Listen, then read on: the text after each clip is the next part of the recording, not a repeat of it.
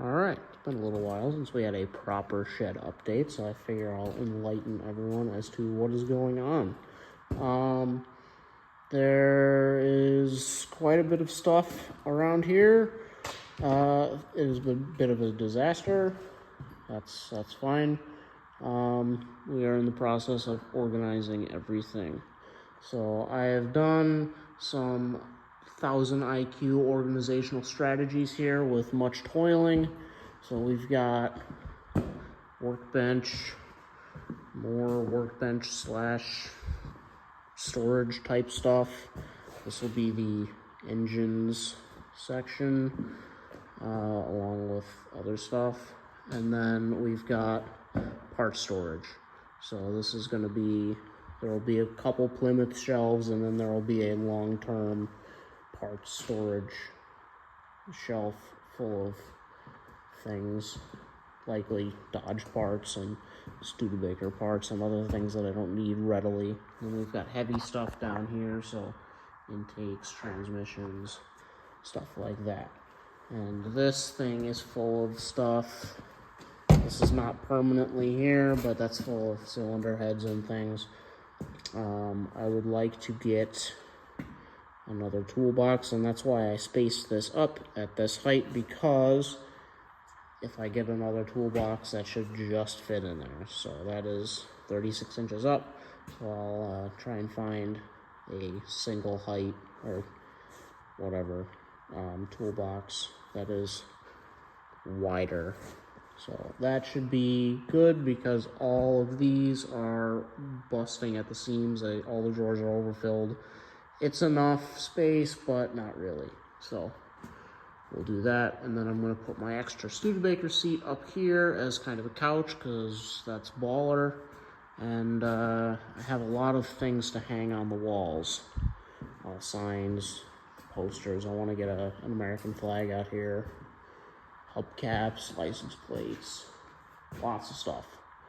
But let's see. So I've been organizing all my paint, and you know, it's an obscene amount of paint. Don't get me wrong. That's a lot of paint. That's, you know, these are all stacked 3 deep here, as are those. But you know, it's fine. But when you put it all in one spot, it really doesn't look quite so obscene. It's actually, I'm only using a little over half of the shelf, and I'm just about done organizing all the non-rattle can paints. I have quite the selection here of display items that need to be sprinkled about, so I'm not sure if those are all gonna go like in here. There's a few that can go in here still. I've kind of been sprinkling them about. So this is purely display, and of course, we don't waste any space. You know, there's paint behind it all. But and then this is like kind of high use type of stuff, you know, like items I'll actually utilize. These are just for show. And then we've got gallons and paint additives and solvents and such, and then this is just everything. So we got primer, we got tranny fluid, we got clear coat, we've got base coat reducer, you know, everything.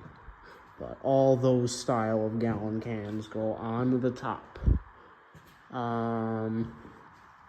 Rattle cans over here. This is becoming more empty, surprisingly, because I didn't have quite just rattle cans in it before. So now all those rattle cans and those rattle cans in that bucket, I still have to go through all that. Those can all find a home in here and hopefully be a little bit more organized, but that is not quite mission critical. I got this air compressor. This thing's pretty baller. It is a 5 horsepower Ingersoll Rand from 1991. Pretty cool unit. Picked that up for 400 bucks. Got this little motor controller for it. Got that everything all wired up nice. You know, what are you gonna do? Ran a wire up and over, got a new breaker panel to replace the glass fuse panel from the 50s. So now we have breaker privileges.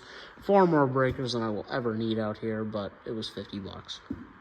So I would like to wire up a light switch and a new lighting circuit because 3 light bulbs is woefully inadequate for this shop size, but that is low priority. That will likely happen when I go through and rewire this whole building because the outlets are also inadequate and are currently buried directly behind that span of shelving. Perfectly behind those beams, which is lovely. So I think we're gonna retain the overhead lighting conduit and just tee off of that for all my shop lights that I have not bought yet. And then the outlet circuit we will abandon altogether and start from scratch on, but project for a later date. But yeah, so air compressor is all wired up and fully functional. She's been holding at 140 pounds for a week now, so pretty happy with that.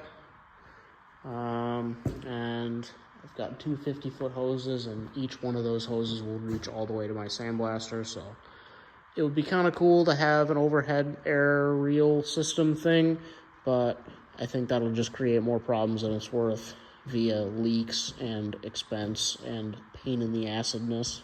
So I think for the $0 I have invested in my 2 air hoses, they are perfectly adequate for everything I have to do out here.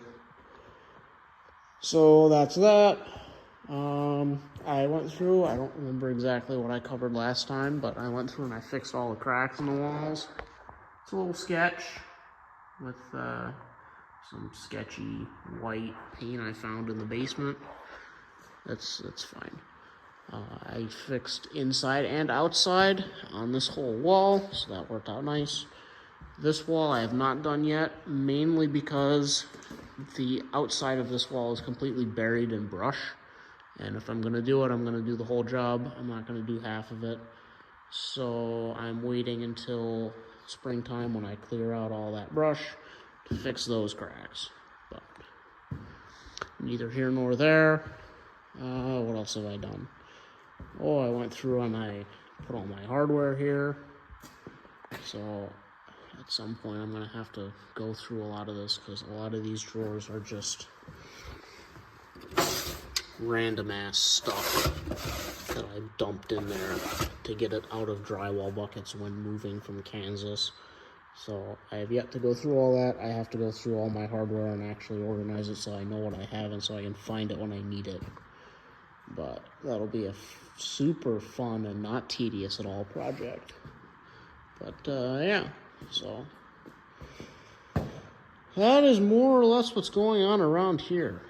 So another update when it looks drastically different, I guess.